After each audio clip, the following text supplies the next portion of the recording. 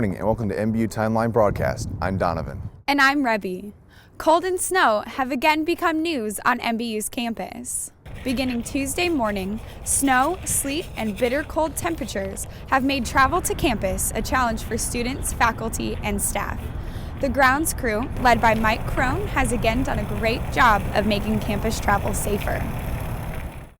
It's getting a little cold. Don't you think we should head in? Yeah, let's do it.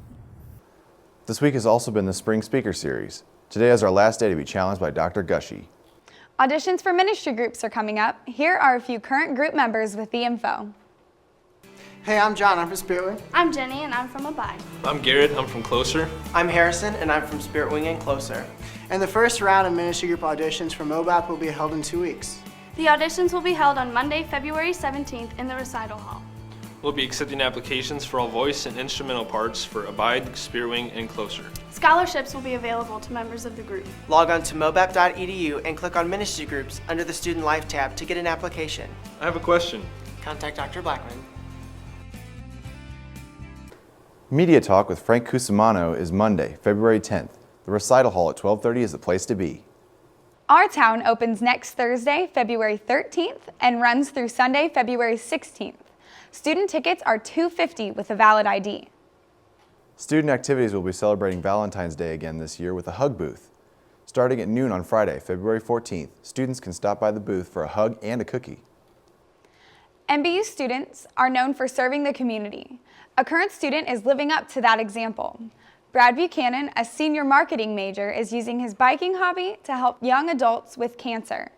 Timeline reporter Chelsea Gammon caught up with Brad and has the details on his mission. Hi, welcome to Timeline. I'm Chelsea, and I'm standing here with Brad Buchanan, fellow student at MBU, about his inspiring bike trip across the nation. Welcome, Brad. Thanks. Would you mind telling the viewers real quickly what your plan is with this project and what you're hoping to achieve? Yeah, so the whole goal of the trip is to raise as much money as we can for young adults with cancer, or struggling with, or going through it, or directly affected by it. So each person on the ride, there's 30 people on my ride, and we each want to raise roughly $5,000. So we'll have around $150,000 that we can hand out a scholarship for those that are in need as we go through the entire country. What do you think your greatest challenge will be across this project, whether in the fundraising process or the ride itself?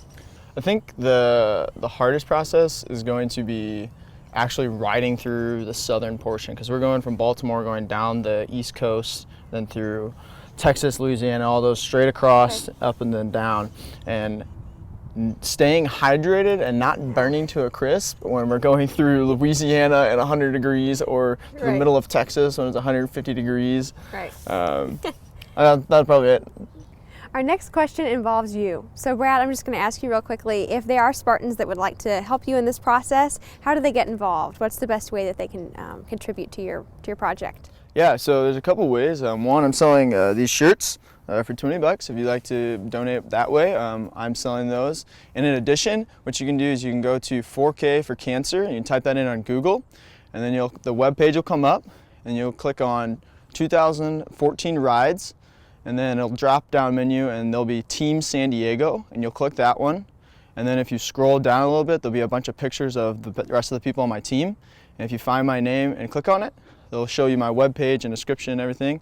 And then on the top right, there'll be a donate button, and you can click that to donate whatever you would wish. And no amount is small, big enough, we can take anything we can use. Well, for Timeline, I'm Chelsea, and a big thanks to Brad Buchanan for sharing his story. Thank you, Spartans. Here's Travis with this week's sports report. Hey Spartans! Last Thursday, the women's basketball team defeated Mid-Continent 75-71 in a hard-fought game. Jasmine Jackson, this week's Athlete of the Week, led the team with 13 points and 9 rebounds. The women will look to defeat the Trojans tonight as they head to Hannibal LaGrange. Congratulations to the men's basketball team in scoring its largest margin of victory since 2006. The men outscored Concordia Seminary by 58 points in the decisive 94-36 win. The only other game with a larger margin of victory was in 2006 when MBU defeated future AMC rival St. Louis College of Pharmacy. 103-36 was the final score. Keep up the hard work, Spartans. Men's volleyball have also been hard at work on their season so far, starting with a 7-1 record. we caught up with men's head volleyball coach John Yealing for his thoughts on the season so far. The 2014 Missouri Baptist Spartan volleyball team is currently 7-1 and ranked 4th in the NAIA. Got a lot of experience, high expectations, came into the season thinking that on paper we should make it back to the national tournament, which usually has the top 5 or 6 teams in it. So we're pretty excited about the season. We think we'll get back there. We've got a lot of work to do. We haven't been playing great despite our record. We've been kind of playing down to the level of our opponents. So we're hoping to get that fixed in practice and in the next couple weeks with some big matches coming up. But we have high hopes for the season, and we hope you can make it out and watch some of the matches.